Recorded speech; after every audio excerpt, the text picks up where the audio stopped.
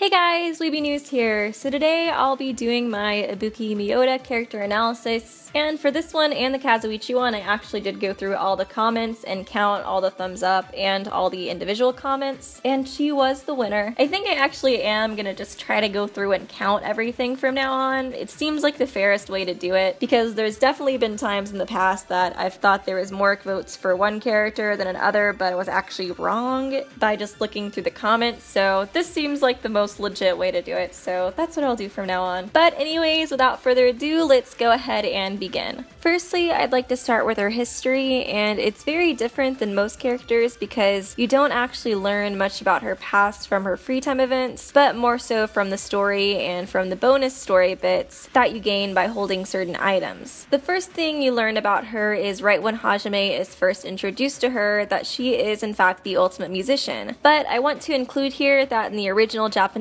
version, her title is much more closely related to the Ultimate Light Music Club member. Also in Japan, the light music mentioned here is actually referring to pop music, much like you would hear on the radio, and not the light music that was created in 19th century Britain, like most of us in the West would first think of when we hear light music. It's also mentioned that this group slash club that she was in became extremely popular with other high school girls, and I'm totally gonna butcher the name of the song, but their hit song is called After School Poyoyan Hour, which it's mentioned that they sold over 1 million copies and that she was the one who wrote this song. But I also want to mention that the reason I'm talking about the original Japanese title here for her talent is because this whole idea of her character is just a giant reference to the super popular anime K-On!, which is a story about a group of girls in a light music club at an all-girls high school, similar to Ibuki's past at Shiba Academy, which is also an all-girls school as well. Even her name is a mixture of one kanji character from the names of each of the 4 K-On! Main characters. She also shares a birthday with the lead character in the show as well, Yui Hirasawa, who incidentally was the guitar player of the group, just like Ibuki was. But other than all of the K-On! References relating to her past, we also know that her club rivaled an all-boy group called the Black Cherries, whose hit song was called Summer Festivitries. She told Hajime that concert promoters like to promote their rivalry as the Battle of the Bands, an epic showdown between the chicks and dudes, and that they also like to compare their ticket sales and concert attendance as well. And regarding some of her past that doesn't have to do with her music club, in her free time event she mentions that she enjoys exploring and playing a game called Will I Get There, where basically she goes out and wanders around without thinking. And at one point while doing this, she ended up on a fishing boat and was almost sent into another country. It also mentions on her wikia page that at one point she almost died as a kid when she shook a coconut tree and 3 coconuts hit her on the head. Like I said before, we don't have any real context regarding Ibuki's childhood other than a few trivia facts, but there's still a bit of information we can learn regarding her based off of how she acts in the game, more specifically her free time events. The first thing I want to focus on is how, although she does come off as one of the most optimistic and upbeat of all the Super Danganronpa characters, there's definitely an internal sadness that she attempts to bury while around others. She even admits this to Hajime at one point in her Dangan Island ending. After Hajime agrees to be her band member, she wonders if he is her destined one and states, "And if that really happens, I'll never have to feel despair around people." So let me try to explain the context of this line. As I mentioned before, she was previously in a light music club or band that was incredibly popular, but due to creative differences, as Kamaida describes it, she had to leave the group. On the wikia page, it says that she left the group after a talent scout attended one of their performances and Ibuki refused to play traditional pop music since she was much more interested in heavy metal. But I do believe there might be a bit more to the story than just that. In one of her free time events with Hajime, she asks what the most important thing is when you're in a band, and the correct answer over technique and agreeing in direction is a sense of unity. And that in order to be able to accomplish this, she expresses that she believes they need to be able to hang out as friends together. It's unconfirmed on how close she was with her former band members, but I do have my own theory about it. I do think she was close with these girls and they did always hang out together, but I also believe that Ibuki never felt that she was 100% able to be herself around them. I think that back at Shiba Academy, she was still the same person that she is now with her high energy personality, but maybe that she tried to mold herself more into the person that others wanted her to be by dressing more casually or practicing more popular music or just toning down her upbeat personality a bit more than who she really is. I believe this because she says that her dream is to play with someone that trusts her as much as she trusts them, implying that she's yet to accomplish this sense of trust and unity with anyone yet. Also, in her Dangan Island ending, she seems to be insecure regarding Hajime's commitment to her when he agrees to be her new band member by saying, going on coffee breaks, headbanging, playing Ding Dong Ditch, you're really gonna do all that with IBUKI. And then, Hajime, you're amazing, you're definitely gonna regret this. This sort of implies to me that there could have been personality differences between her and her past band members as well, and that the other members could have grown tired of her endless energy, and that she believed this was one of the reasons she needed to leave the group as well. Or at least that maybe back then she concealed her personality a bit more around them, fearing that her real self would scare them off. Regardless of which one of these outcomes it is, overall I just believe that she felt she wasn't connecting with them fully. It can also be noted that IBUKI is a very individual person and she likes to express her individuality as much as possible. She even sews her own clothes as a form of expression. And something I saw pointed out by Firefly20FFM on this Tumblr post is that if you compare the way she dresses in the game to how the characters of K-On!, whom her group was based off of, you can tell the clothing choice is drastically different. The members of K-On! All dress very casually and more relaxed, and as mentioned before, this is probably how IBUKI dressed until she realized this wasn't who she really was and decided to break free from the band and wanted to become her own person. And this decision is obviously not what her group would want her to do, since it's implied that she was the most talented member of their group, seeing as she was the one who is accepted into Hope's Peak Academy, and I feel like it's also implied that this probably isn't what her fans or any talent scouts would want her to do as well with this switch to heavy metal, since it's implied in chapter 3 that her music is meant for a very select taste, aka just Hiyoko. But even though this isn't what anybody wants her to do or wants her to switch to, she still very openly acts and embraces her own unique personality and style to the fullest. The reason for this, I believe, is revealed in her 5th free time event when she tells Hajime she thinks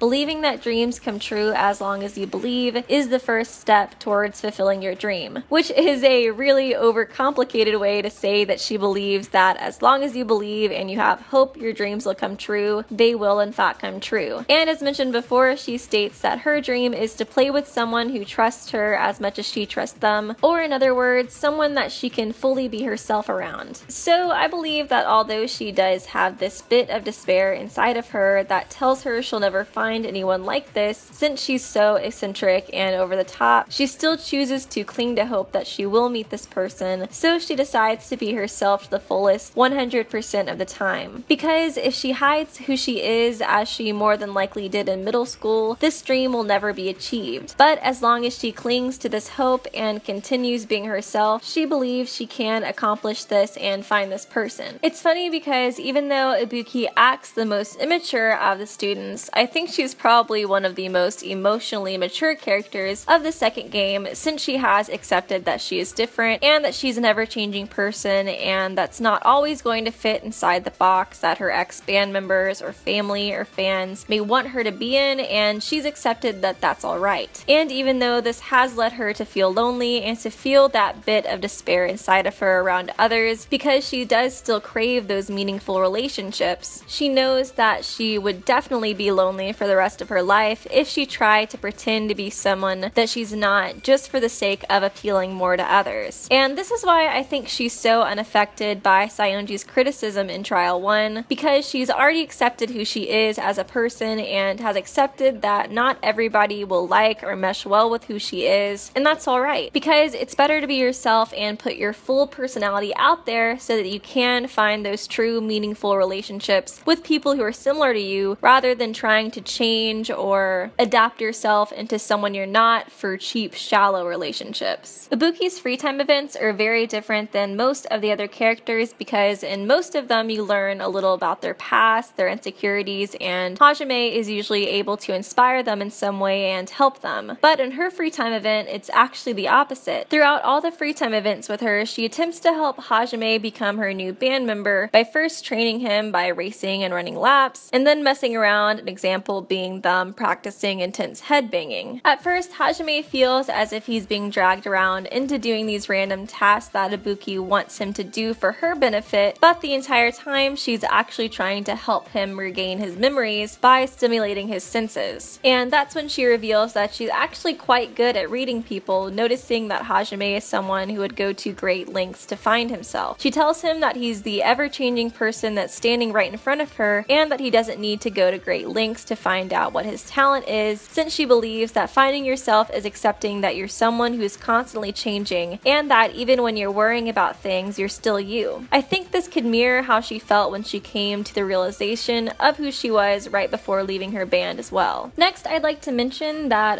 there's several times in the game that Ibuki does come off as the stereotypical self-centered musician, but when creating this video, I came to realize that that's not actually the case, and she shows several times throughout the game that she makes the other students her top priority. Other than the example of her attempting to help Hajime in her free time events, we also see her do this with Saionji when she helps her in hosting Mihiru's memorial service, and again when she sets up a concert to celebrate Fuyuhiko's recovery. And even though we do see her get a bit peeved when everyone has to leave to help Akane, I think the fact that she set this up in the first place shows how much she cares for the other students by trying to cheer them up in the best way she can, even if they didn't necessarily enjoy the performance very much. Overall, I think that Ibuki is a very positive influence to not only the other characters in the game, but to the audience as well. I feel like it's rare, especially in Danganronpa, to see a character that has that bit of brokenness that we see so frequently with the other characters, but has also come up with positive strategies to battle against it rather than destructive strategies like we see with most of the other characters I've analyzed. I've always really liked Ibuki as a character and never really felt that I had a good reason to justify liking her rather than just like vague generic reasons such as she's funny or she's cute, etc. But after making this, I feel like I was really able to come to appreciate her deeper and more emotional, mature side. And I hope you guys kind of got an appreciation for it as well from this video. But next, let's move into the trivia of the video. The name Ibuki means a soul breath or merely breathing. This could be a reference to her demise later in the game by strangulation. The name Ibuki may also be a reference to the Toho project character Suika Ibuki and Oni, which Ibuki MIODA also has several references to in her design. Her last name MIODA could be translated as rice field of the waterway. The way Ibuki calls her classmates in the Japanese version using their names adding chan is considered to be the stereotypical way for girls to call their close female friends in Japanese. Considering her friendly nature, it is highly possible that Ibuki calling her male and female classmates this particular way is due to the habit she picked up back at her previous high school, which was an all-girls school. Ibuki's school uniform, a sailor fuku with a pink ribbon, is reminiscent of Mizuno's casual attire. This might have been the character designer's intention, as both characters have talents involving a career in music. Also, if you look at one of Ibuki's early character designs, you can see she looks very similar to Mizuno. During one of her free time events, Ibuki recites the beatbox portion of Freak on a Leash by the American rock band Korn. It also says on the wikia page that Ibuki is one of the known LGBT+ individuals in the Danganronpa series. In the official art book, it's stated that Ibuki adores cute girls, she's excited about seeing Mikon's embarrassing poses and the other girls in bikinis. In the official art book, she states that she was disappointed when Sonya didn't wear a bikini, and she excitedly talked about how the girls nowadays are curvy in just the right way. And during her island mode ending, it's also kind of implied that she doesn't have much interest in a physical relationship and cares more about emotional connection. And finally, Ibuki is included in the collaboration for Danganronpa 3/Hokai Gakken. In the game, a chibi version of Ibuki is seen writing on the top of the player's character's head. But this will conclude the video. I hope you guys enjoyed. I know this one isn't quite as analysis heavy or deep as some of my other ones, but I did try my best. There's really just not a whole lot of scenes with Ibuki in them in general in the game, and there's definitely not a whole lot of stuff relating to her past as well. So it makes it a lot harder to really break down her character like I did with Hajime or Fukawa. But everything else aside, I hope you did learn something new about her character, and I hope you enjoyed the video. I do feel like I did learn more about her even though there wasn't a whole lot of information about her in the game. I feel like she really should have gotten more screen time in the games and in the anime, especially after making this video. But as for the next video, I do want to do a V3 theory video again pretty soon, and there's a collab video I'll be posting fairly soon as well. I saw a couple comments on some of my other videos about doing like a top references in Danganronpa, or doing a video about the beta designs, and more like trivia videos like that, since the unused executions top list did much better than I ever thought they would. So I'll try to do some more videos like that as well. Also, as I mentioned before, I'd really like to do a Kirigiri analysis pretty soon, just because personally I would really like to do one. So keep a lookout for that one as well. But anyways, I hope you guys enjoyed the video, and I will see you real soon. Subscribe to Weeby News for more hope-filled videos.